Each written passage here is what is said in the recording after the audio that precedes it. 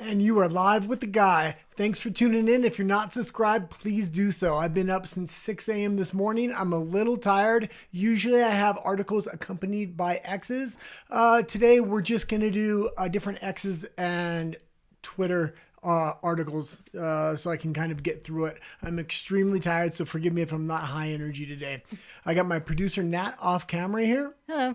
And let's get right into it. Joe Rogan's talking... Oh. Thank you so much for helping us reach 500 subscribers. Yeah. And if you haven't subscribed yet, please do so because now we're going for the 1,000. But thank you so much to everybody. Yeah, we're short a little bit of watch hours. So once we get those watch hours, we get partially monetized. Again, if you're not subscribed, please do so. Let's get into this Joe Rogan clip. And I've been talking about digital IDs for the last few days. We need, as a society, whatever society you're in, whether it's Japan, whether it's the UK, whether it's the EU, the United States, or Canada, to say no to these digital IDs. They do nothing good except for take our sovereignty, take our freedoms. They're going to layer multiple different ways of taking those freedoms, whether it's digital currency, whether it's climate credits, or a social credit score. Let's see what Joe said here, and I think he had a fairly good take on it. There's a lot of stupidity with our freedom, but it doesn't mean the government should be fucking spying on you. And I'm playing all the clips at 1.5 speed so I don't get a strike. Let's go. Thing is, in other countries, they just are. Like in China, they just are. They already have the social point system. Social credit score. You have social credit score. Oh, yeah. Yeah. So if you jaywalk and they get a photo of your face, so they have biometrics, they get a photo of your face, they know it's you, you think it's ding, now you can't buy a plane ticket. Yeah. Black Mirror stuff. Yep. Yeah. That's Oh, it's just like reality. that. Well, they're passing that in the UK right now. In the UK, you need a digital ID to combat, ready for it, illegal immigration. Well, motherfucker, you let the illegal immigrants in on purpose. Like, you guys knew what you were doing, and now you're using it as a justification for digital ID. I just watched one this morning, actually, about, it was a British judge. A guy got sentenced. I saw that, yeah. For however many years for a 20 months, social media post. for a social media post. It was about immigration. It's complaining about. Yeah, and over the last year, they have made 12,000 arrests off social media posts. What do you think when these digital IDs come in? They're going to be making hundreds of thousands of arrests. This gives too much power and control to incompetent governments already. There are over 180 countries in the world, and not one government is not corrupt or is even doing it right in a moniker of a sense. So why are we going to give them more control? Because they need it, because they need to strip us of our freedoms so they can consolidate wealth and power. About immigration. It's wild. Yeah, it's wild. It's crazy.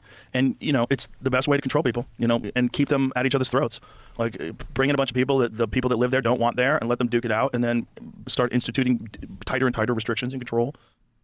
And I will say this, it's absolutely shocking people in the EU and Britain are going to comply with this. I mean, their governments have been completely incompetent when it comes to immigration. They created the problem, and now they're saying they need to strip you of your freedoms, and they need to monitor you in order to get rid of illegal immigrants. Germany has already said this. Germany brought in a digital ID, and they failed to do anything about the illegal immigrants. The majority of immigrants in the UK are legal immigrants. They have a problem with legal immigration. The government is allowing too many legal immigrants into the country and not vetting them. They're not putting their citizens first, and it's becoming a major problem. And now they say they need a digital ID in order to solve the problem that they created. Would you have anything about digital ID here? Well, I mean, I think people all over the world and in many different countries are now realizing that it's encroaching on all of us. And now we live here in Mexico. I am from Mexico, and I've been speaking about this for years since Canada, but then they started doing it here in Mexico too. And most people don't even realize or understand what it's for, but then they'll be requested to give their biometrics if they want to do any kind of banking or things within society. So it's a way to coerce people without them even understanding what's happening. And I will say, we did leave Canada. We moved from Canada to Mexico. Nat was originally from Mexico, but the Canadian government just crossed every red line, and they're next in line for these digital IDs.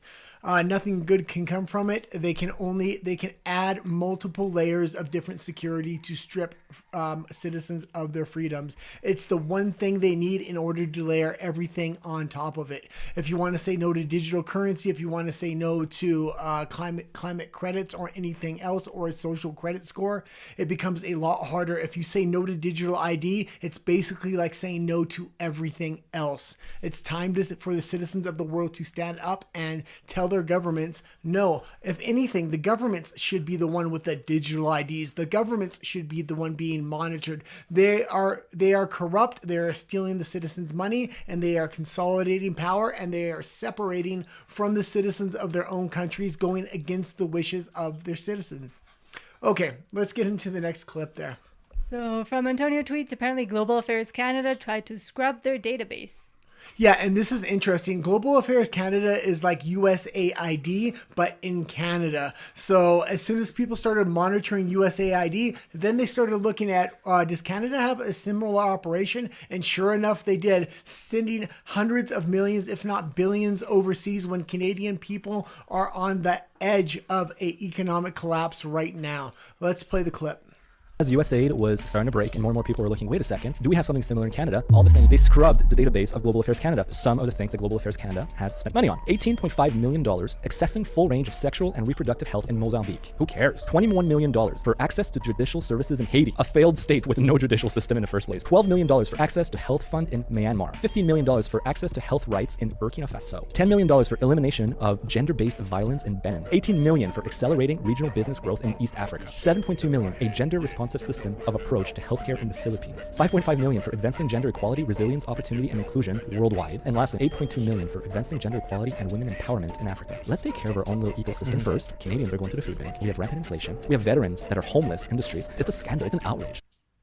Yeah, and this is the thing. They are spending millions of dollars to scrub their accounting so people that look into this won't be able to find it because they know the Canadian people are up in arms right now. The government is not doing what they said they would do. They are borrowing. It is going to cause mass inflation in Canada. People are losing their homes. Their massive food bank lines and the amount of immigrants they're allowing into the country is making long-term Canadians flee the country. They're putting immigrants first, and they're giving immigrants all kinds of benefits in order to float their GDP, much like other Western countries around the world. I know we were just talking about digital ID, but the fact is this is not organic. It's not like one country here or one country there. Let's see how it goes. No, it's all these countries in lockstep. So it's definitely a global government that is taking control here. Otherwise, we wouldn't see them all one after another trying to adopt digital currency and digital ID. Digital currency is now coming into the EU in October. Yeah, I believe it's, what is it today? The 30th of? No, today's the 2nd of October. So it's going to be coming this month. Okay, let's go into the next clip here. But also with the Canada thing, I mean, we're coming from there, and maybe a lot of people think it's great and it has all these benefits and free healthcare. The healthcare system is collapsed. Nothing works. The infrastructure is breaking down. The housing market is collapsing already. And then the people cannot afford to live. There's a cost of living crisis, and the government doesn't seem to care, but let's send more money overseas to pretend like we're this great country that helps everybody for random things, all mostly gender-based and, progressive stance and ideology-based. Well, I've now lived in Canada, the United States, and I currently live in Mexico. And Mexico, by far, has the best healthcare system of all three countries. Canada is completely socialized, so you can't get in for surgeries. You can't get a doctor. You have to go on long waiting lists, so by the time you actually get in, whatever symptoms or diseases you have are just about killing you, or they are in a late stage.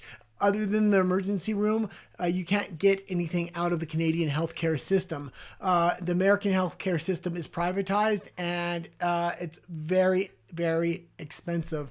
The Mexican healthcare system is a nice hybrid of both. For all sectors of society, there are hospitals or doctors you can go to, and richer people can go to nicer hospitals, but it clears up the lower end hospitals for low-end patients, so they're not overflowing like in Canada.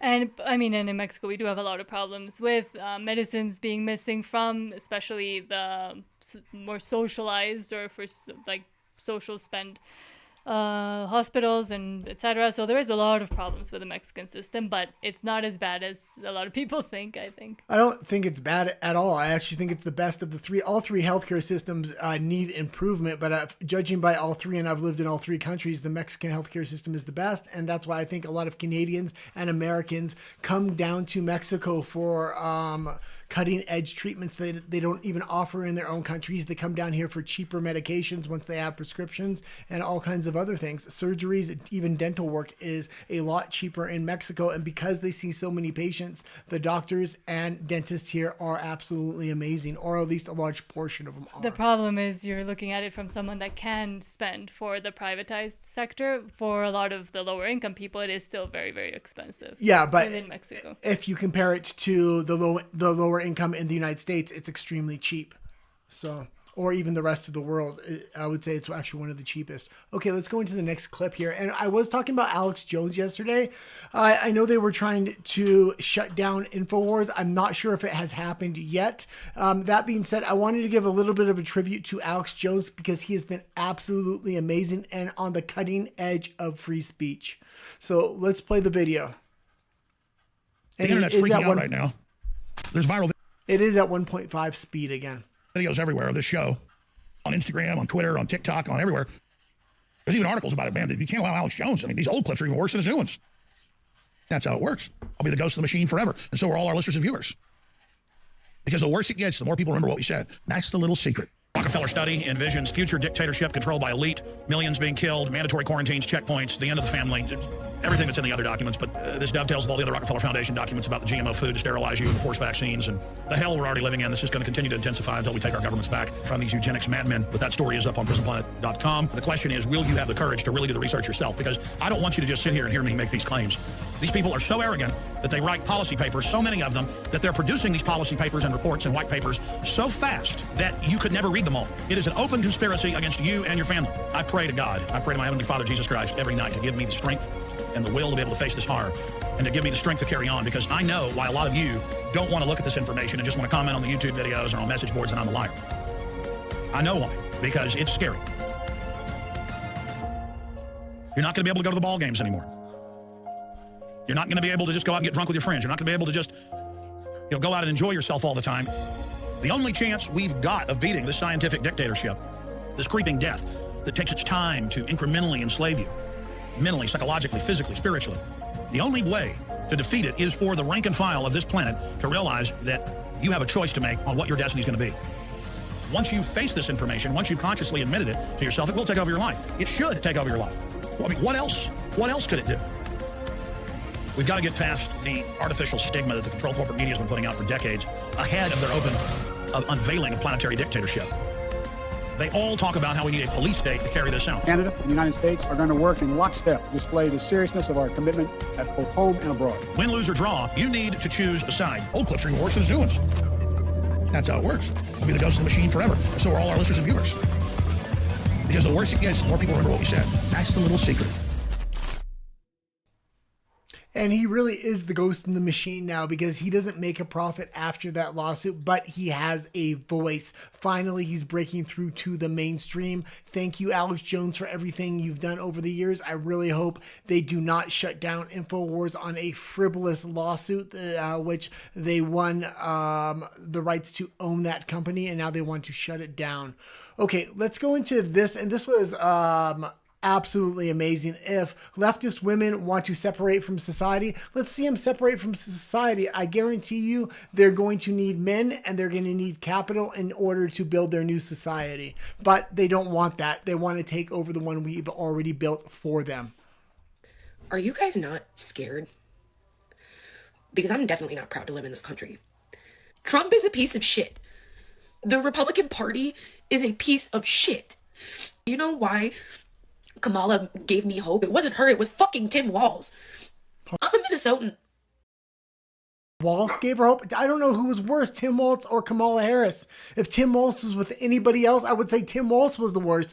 But Kamala Harris was unbelievably incompetent. The fact that I've never heard somebody be a Tim Walz follower or fan. Let's continue to play it. I know what he stands for. I know he made some not so good decisions, whatever. Everybody's fucked. It's why I make these videos about men, right? Men are the fucking problem. Just like the rich. And we are going so far down a hole that we're not going to be able to come back from. Do you get that? Oh, let's pause We're not it. going to be able. And she says men are the problem and so are the rich, rather than looking inwards at herself. She has all the tools she needs to make the life better for herself. As long as she keeps blaming men and the rich, her life is never going to get better. She's going to constantly not believe in herself and believe that she can do it. She needs to stop blaming others and start taking small steps to improve her own life. And this is a typical story I hear from leftist women all the time. Let's continue. Able to come back.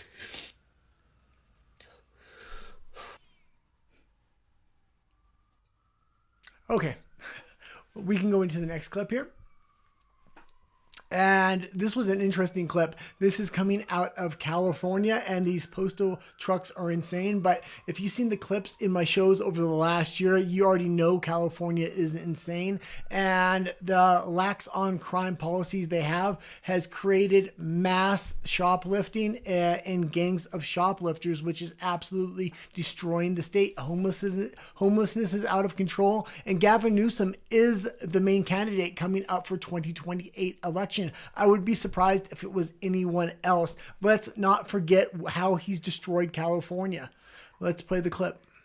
What is going on here in Oakland? It's just, why are there 50 spray-painted post office vehicles sitting in downtown Oakland? Looks like shit. Okay, so the mail trucks, I'm talking USPS vehicles in Oakland. They're all covered in graffiti now. All of them. Look at that. They don't even look identifiable as government property. They actually deliver the mail in Oakland in those. And people in town are like, this is terrible, this is horrible, look at this shit. This is how we get our mail. And some people have said there's gang graffiti on those. In the Oakland post office, they're like, yeah, you know, it's kind of a challenge to keep our mail trucks graffiti free. We're short-staffed. Just unbelievable. Neither rain or snow or graffiti can stop us from delivering your mail, people. This is what lawless looks like. This is what anarchy looks like. Okay, you can stop it there. And this is absolutely insane. We were driving through a little bit of a bad area in Mexico City today, and it didn't look half as bad as that, which is absolutely crazy. California is collapsing from within. And I'm going to keep up on Gavin Newsom because I'm sure he's going to try to rewrite history and tell a string of lies coming up to his 2028 campaign. Is this, do you think, the worst California has ever been? Because it wasn't it Yeah. in the 80s and 90s also pretty bad? No, I mean, right now it's the worst. New York got really bad in the 80s. I mean, the entire United States was going through a crime wave at the time, but the epicenter was New York, not California. It seems like the big epicenter now is New York and California. Okay, let's go to, and I think California does get a lot of the homeless because it is warmer weather in the United States. Let's go into this clip of Canada. Why don't you read it first? Sure.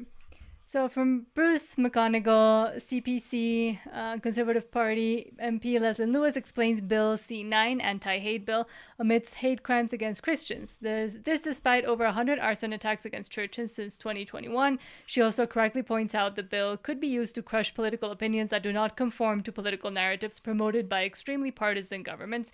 She opposes C9 because there are numerous laws on the books to combat the very crimes liberals are trying to use as an excuse to pass the draconian, poorly defined hatred bill. I support Leslie Lewis and voted blah, blah, blah. And we need to stop creating specialty groups and specialty crimes. Everybody needs to be the same under the law. And this is how we create a two-tiered policing system. That's not what we need. And it seems like every Western country in the world is passing similar laws and creating specialty groups that just are immune to the law. We see this happening in the UK right now.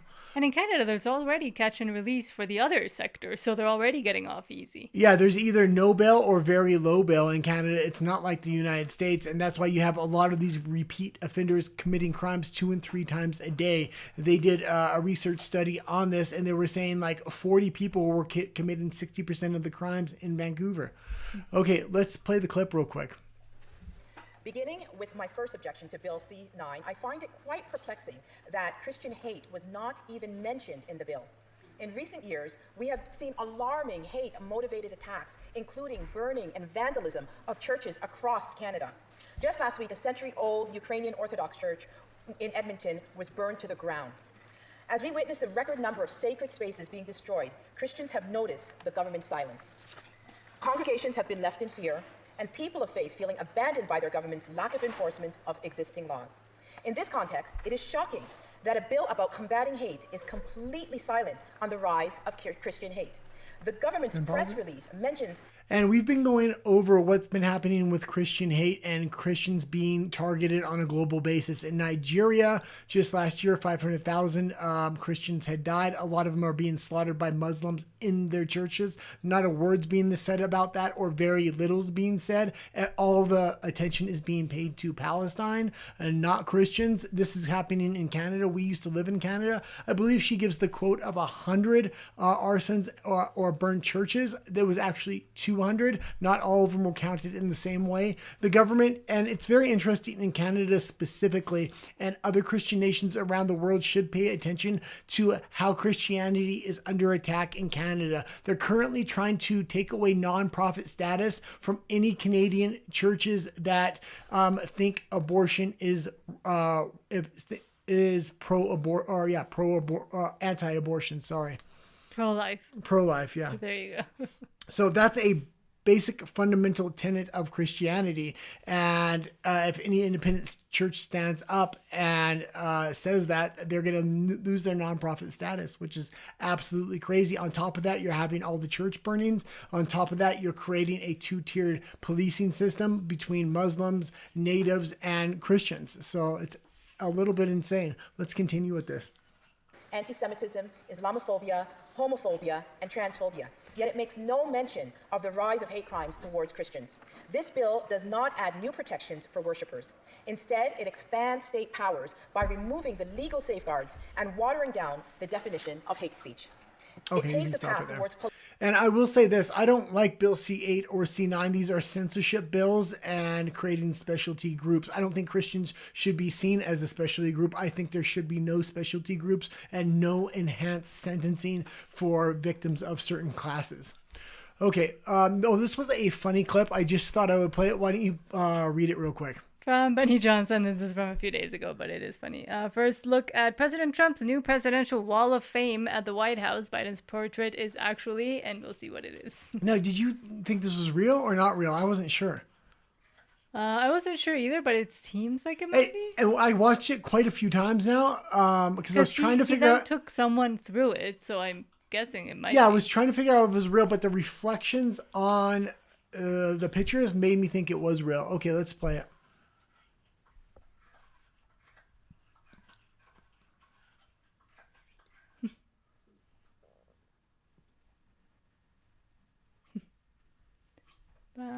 Trump. The auto pin, which is supposed to be Joe Biden. And there's Trump again. Trump had Biden in between them. So that's why you have that auto pin. And the Democrats do not know what to do with this. When Trump cracks jokes, makes memes, they want to play the victim and pretend like he's bullying them, but it doesn't come off well to the general public. They do not know how to handle this. And yeah, I just kind of threw that in there because I thought it was funny. Okay, now this was a bunch of propaganda. I don't know how she doesn't know actual statistics or what's going on in the world, but people are waking up to the green scam at this point. We are conducting an unprecedented and perilous experiment with Earth, our only home. The science is clear. Right now, according to natural factors, the planet should be getting slowly cooler. Instead, it is warming faster and faster. And we are responsible for all of that warming. The science is also clear that we're responsible for all that warming. There's a consensus that they can't even calculate how much of the warming we are responsible for. She's stating these things like they're facts. It's absolutely insane. On top of that, I would say I would be more concerned about a polar shift than global warming. Let's play it. Additional bit of warming matters. For every 10th of a degree, we can put a number on how much worse it gets. Billions of dollars in flood, wildfire, and storm damage, millions of avoidable deaths from extreme heat, air pollution, and more. Pause it. And more people die every year from extreme cold than extreme heat. So I would figure less people would die if the world would heat up just a little bit. Now, steady increases in heat waves and crop losses are bad enough, but the further we go past 1.5 degrees C, the greater the risk of the dangerous tipping points Dr. Ruckstrom warned us about. So the obvious question is, if the science is this clear, and it is, and it has been for decades, then why haven't we fixed this already? Despite decades of deliberate disinformation that continues to be amplified today, the majority of people know the 4 basics. Most people know climate change is real, it is human-caused, It is serious, and the experts agree. These 4 things make us worried. This is exaggerated disaster porn at its best. It's absolutely insane. They want to consolidate power. They want to implement climate taxes, climate credits on citizens on a global basis. This was Mark Carney's vision for the future. And although other Western governments are in lockstep with him on that, except for Donald Trump. So good on Donald Trump for blazing a new path and trying to have freedom for people rather than enslave them under this climate disaster. And the problem is there have been a lot of people and scientists that have spoken out about it. However, they have been blacklisted by academia and by science journals and from even doing the research that they were doing. So if you cannot have both sides of the coin, then there's only one narrative, and that isn't scientific at all. It doesn't follow the scientific method even. Yeah. Okay, let's go into the last article of the day here, and why don't you read it out, because it's not a video actually. The last post. Last From post. Eric Doherty, State of Florida tells World Economic Forum to shove it, declines invitation to the WEF's major San Francisco summit. The WEF's values and stated objectives do not align with the state of Florida, including the WEF's efforts to transform society through top-down government regulations and institute dangerous programs like digital IDs and centralized bank digital currencies. Yeah, and I'm glad. We choose the values of Destin and Dundon over Davos. Individual liberty and national sovereignty matter and should be protected. Yeah, and I'm glad to see this. That being said, Ron DeSantis, I like him as a governor, but he has had a lot of connections to a lot of people. And when he was running against Trump, it raised some major red flags. I like to see that he's turning down this offer. I hope more governors do. The World Economic Forum used to be the organization pressing all these digital currencies, digital IDs into effect and trying to get a global consensus with it. That being said, thank you for tuning in today. Sorry, I was extremely tired. I was up at 6. We're attempting to move studios over the next 2 weeks. So I expect quite a few episodes kind of like this. Last minute, kind of threw it together, but I just wanted to get something out there today. Yes. And again, thank you for everybody that helped me get to 500 subscribers. I'm 500 more subscribers away from my ultimate goal, which is 1,000. Okay. Adios. Have a good night.